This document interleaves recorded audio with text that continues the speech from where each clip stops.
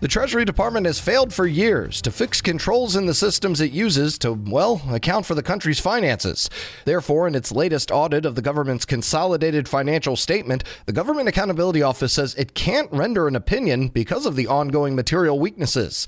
To learn more details, Federal News Network's Tom Temin spoke to the GAO's Director of Financial Management and Assurance Issues, Dawn Simpson. Isn't this getting to be a little bit of an old story by now, that somehow all of even with agencies individually being able to get clean financial statements, it doesn't add up at the government-wide level? Tell us what you found this year. So we did find that we were not able to provide an opinion on the U.S. government's consolidated financial statements. And that is because of continuing problems in certain areas that have been existing for quite a while. But we did see progress as well. There continues to be progress in many different areas that are, moving in the right direction. One example is with the Department of Defense, which has historically, been unable to provide reliable, financial statements.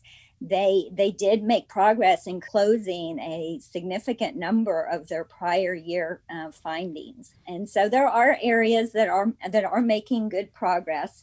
But the overall conclusion this past year was that we were not able to provide an opinion. Is the lack of finalization of its controls and the ability to do a clean audit of the Defense Department the reason that you can't do the government-wide one? That is to say, if you backed out the Defense Department, would everything else add up? Well, we do have three major impediments to providing an opinion. The Department of Defense is one of those major impediments, but there are two others.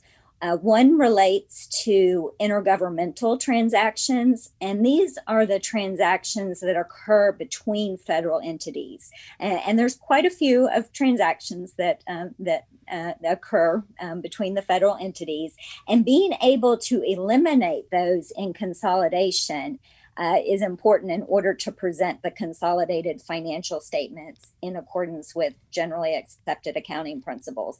And so there is a material weakness related to being able to eliminate those transactions. And then the third material weakness, the longstanding impediment, relates to the preparation processes themselves, that the Department of Treasury and the Office of Management and Budget, as the preparers of the consolidated financial statements, their deficiencies in those processes. And let's talk for a minute about the intra-governmental transfers. Is this a substantial amount of money that goes back and forth among agencies? This is more than just a rounding error in the $1.5 or so trillion that the government needs to account for every year? There is a substantial amount of activity that occurs between federal entities. And so all of that activity and balances, in order to present the consolidated financial statements, must be eliminated. And there are still some deficiencies in being able to effectively eliminate that in consolidation. And when you look at the consolidated financial statements, you can see that there are line items on there called unreconciled. And those are where those amounts that are needed to have balanced financial statements. And because of the issues in the intergovernmental area, these additional lines are needed on the financial statements in order to make them balanced. And these are worth billions, fair to say? Yes. What you see on the financial statements is a net amount, but there is a lot of pluses and minuses that are going into that net amount that does come up to the billions of dollars. All right. We're speaking with Dawn Simpson, Director of Financial Management and Assurance Issues at the Government Accountability Office. And with respect to the weaknesses in Treasury and OMB, these have been long-standing. And once again, you're recommending that they fix 12 recommendations that you had. 2 years ago, there were 15 of them. So they've fixed a few. Just give us the rundown there. Right. So there are 12 open recommendations that we currently have as of the end of our fiscal year 20 audit. And these recommendations are specifically related to the processes that the Department of Treasury and the Office of Management and Budget follow in preparing the consolidated financial statements. There are many other recommendations, out at the agency level that the auditors of those agency level financial statements have as well. But our recommendations are focusing on the processes for preparing the consolidated financial statements. And we do have 12 that are currently open, and they follow with some of what we were talking about just a minute ago related to the major impediments in preparing the consolidated financial statements, both related to intergovernmental as well as the preparation processes. But we did find that Treasury is continuing to implement. They've been working diligently these past few years in implementing corrective actions to address our recommendations, and they made progress in many different areas. And as a result, we were able to close 3 recommendations from our prior year reports based on the corrective actions that they had implemented. And those dealt with certain improvements in their processes and procedures related to restatements and prior year information, as well as improving corrective action plans, and a third one related to legal contingencies. So fair to say that the CFOs at the individual departments and large agencies have what they need to get good statements, but somehow when it all adds up at the Treasury level, that's where the weaknesses are? Is that a fair way to describe the situation? It's a combination. I mean, for the most part, yes, agencies are able to obtain clean or unmodified opinions on their financial statements. Most of the major departments and agencies do receive clean audit opinions. There are 2 agencies this past year that were not able to achieve a clean opinion. The Department of Defense, which we talked about it being a major impediment, as well as the Small Business Administration. And so those 2 entities being able to have clean audit opinions on their financial statements is key. And then from the preparation process or the consolidation process that Treasury and OMB have, the improvements in their controls related to those preparation processes are also important. And what is the importance of all of this? I mean, the government takes in what it takes in, it spends what it spends, pretty much without regard to how much deficit they're running up, because that's just in the realm of politics more than anything else at this point. And so what's the importance of having these consolidated financial statements that are clean? Consolidated financial statements provide a lot of good information to the citizens and Congress about the finances of the government. It shows the government's assets, liabilities, revenues, costs. So a lot of good information, and to have that information be reliable is important to management and others that are making decisions. And so having that reliable information is key to be able to make good decisions. And so that is really what trying to achieve in improving federal financial management is getting to where there are consolidated financial statements that do present reliable amounts. And when a bill comes along like the CARES Act or the infrastructure bill they're contemplating, these bills that are beyond the regular appropriations that we are familiar with, or the upcoming infrastructure bill that could be, or the human infrastructure that could be another 3, 4, 5 trillion. If you take up all of these trillions, that money is also included in the consolidated financial statements, or is that correct? Right. So, yes, the consolidated financial statements are presenting the information that would be included per federal accounting standards related to the federal government as a whole. And this past year, there was 165 federal entities that were part of the U.S. government's consolidated financial statements. And so all of that information is consolidated and presented as one set of financial statements. So for this past year, given the significance of the response to the COVID-19 pandemic, you will see, if you look at the entire report, you will see quite a few places, given the significance of that information, that it is discussed, including a new note disclosure that provides details related to that response. So that was definitely a very key area this past year, and you can gather quite a bit of information related to it in reading the consolidated financial statement. So if Congress appropriates it, it makes its way into the consolidated financial statements. Yes. It should make for good reading then. And with respect to the debt that is caused by the spending and the appropriations, and what's coming up could be much larger in terms of the debt, that does also appear in the consolidated financial statements? The balance sheet that's presented with the consolidated financial statement shows the assets and liabilities of the federal government, one of which is the federal debt, which is what the government owes to outside investors. That debt is presented on the balance sheet, and for fiscal year 20, as of the end of fiscal year 20, that amount was $21.1 trillion. And so when you look at the balance sheet, you will see that amount of debt there. And that 21 trillion is a big number as Congress prepares to maybe add on more to it, a lot more to it in just the next fiscal year 2-3. The GAO has commented on the unsustainability of the finances of the country going forward. What do we say now that even bigger spending is contemplated? So one of the financial statements that's presented at the consolidated or for the U.S. government that's unique to the government is a statement of long-term fiscal projections. And this is done just at the consolidated level. And it is to give readers a sense of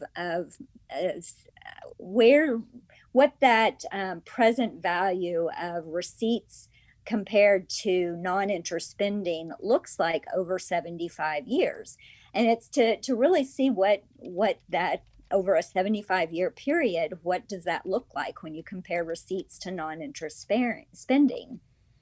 And when you look at that, as well as the disclosures that are in the consolidated financial statements that show that debt is growing faster than gross domestic product, you see that that the government is on an unsustainable fiscal path, given that, and this is under the assumption that there are related to no policy changes. So if there's no policy changes, basically where these 75-year projections are showing is that we're on an unsustainable fiscal path. Dawn Simpson is Director of Financial Management and Assurance Issues at the Government Accountability Office. Hello, and welcome to the Lessons in Leadership podcast. I am your host, Shane Canfield, CEO of WAEPA. Today, I'm thrilled to be joined by Vice Admiral Cutler Dawson. Cutler has had an incredible career serving our country for 35 years in the Navy, where he attained the rank of Vice Admiral. And during his service, he had numerous assignments afloat and ashore, including Commander, 2nd Fleet, Striking Fleet Atlantic, and in Washington at the Pentagon and on Capitol Hill, where he was the Navy's Chief of Legislative Affairs. Immediately following his retirement from active duty in 2004, he became the president and CEO of Navy Federal Credit Union, the world's largest credit union, where he served for 14 years. Under his leadership, Navy Federal grew from 2 million to 8 million members. Phenomenal. Cutler, welcome and thanks for joining me. Thank you, Shane. You've had a fascinating career across both military and the private sector. Can you tell us a little bit more about your background and your professional journey?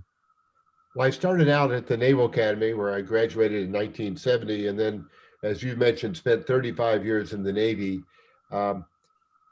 with 6 actual afloat commands. The first one was when I was 27 years old. I didn't know enough to be scared of anything, and it was probably one of the highlights of my career. And then after I retired after 35 years, I went to work at Navy Federal Credit Union as the CEO, where I spent my next 14 years.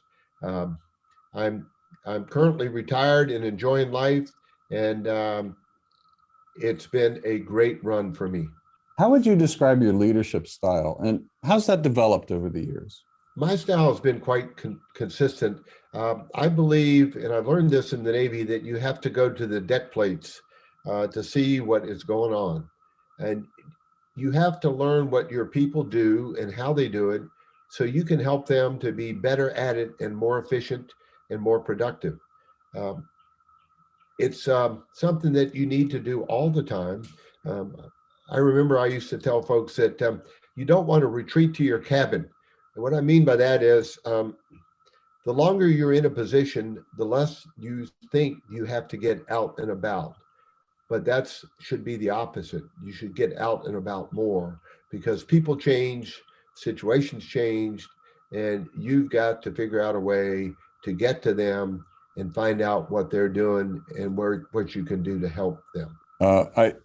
We'll talk a little bit more about your book, but I read it, From C to the C-Suite. Fantastic read. You talk about the deck plates in that as well. I would encourage everyone to get a copy of this and read some more detail about going to the deck plates. Cutler, who was the most impactful leader in your life, and what quality did you admire about them? I had numerous while I was in the Navy, but the quality that I enjoyed the most was the leaders that got to know me as an individual and that they cared about me. And I could tell that they cared about me.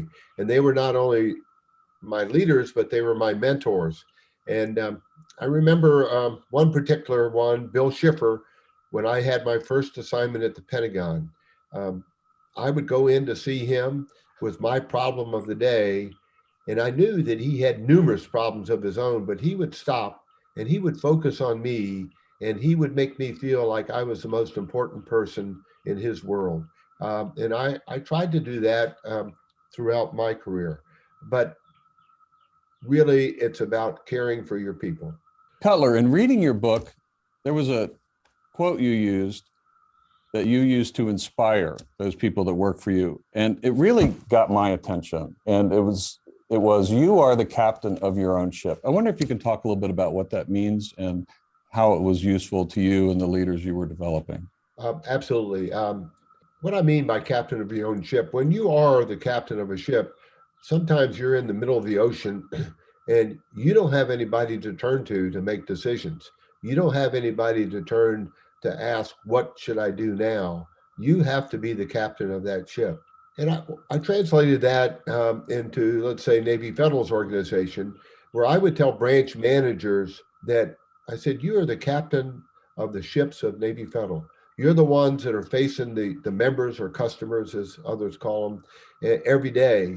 And you have to make decisions without a lot of guidance in some cases and without a lot of time. So be the captain of your own ship. Step up, make decisions, do what you think is right, and you never can go wrong. I think that is so important. And you have to give your people a little bit of latitude to take some risk as well, because there is risk for them in doing that and risk to your organization. That's right. And I mentioned that I took command of my first ship with 5 years in the Navy, and I was 27 years old. Well, my boss had 32 years in the Navy, and his guidance to me when I first met him was, Cutler, you do the right thing and I'll back you up all the way. What a wonderful way to spend an assignment with backup and guidance like that. What great advice. It's clear leadership is a topic you're passionate about. You wrote the book we mentioned before, From C to C-Suite. Can you tell us a little bit about that project? Yes, when I was at Navy Federal, I would tell sea stories as parables to get my point across. And folks would tell me, Cutler, we like your stories. It gives us a picture of what you're trying to tell us. Now, what else are they going to say? They work for me, but I took it as a compliment, and it was. And my wife encouraged me to write a book, and I needed a co-author to help me. And I found a lady named Taylor Keelan, who was the perfect co-author. She turned in my stories into wonderful chapters that I'm very proud of. Where can listeners find a copy? Well, you can get it on Amazon, and you can also get it on the Naval Institute website. And I might add that any proceeds from the book, Navy Federal uses to give to charity. Fantastic. Cutler, thank you very much. Really enjoyed your time and your lessons in leadership and sharing with us your life story. And I've learned a lot, both from talking to you today and reading your book. And thank you very much for your time. It's my pleasure. And I would like to add one thing, if I could, Shane. During my assignments in Washington, D.C., I gained the utmost respect for the civilians that work here every day. They're hardworking, they're dedicated, and they have my eternal gratitude. I got to come and go from the Pentagon. They stayed every day and worked in Washington when I got to go out and enjoy being at sea. Perfect. Thank you. Yeah, WEPA serves civilian federal employees, but your comment is well taken because the interaction between the two is continuous, it's nonstop, and it's critical. So the career civil servants, as well as career military, our country would not be where it is today without them. I totally agree. And I can tell you from the U.S. Navy standpoint, we couldn't operate like we do without them being the backbone of what we do. Thank you very much for your time today, Cutler. And to everyone listening to Lessons in Leadership podcast, we'll see you next time. Grab a 30-day free trial of Live by Live Plus, and you'll get unlimited skips, commercial-free music, and all of the podcasts and live streaming events you can handle. Visit livexlive.com/podcast1 to learn more and start your free trial.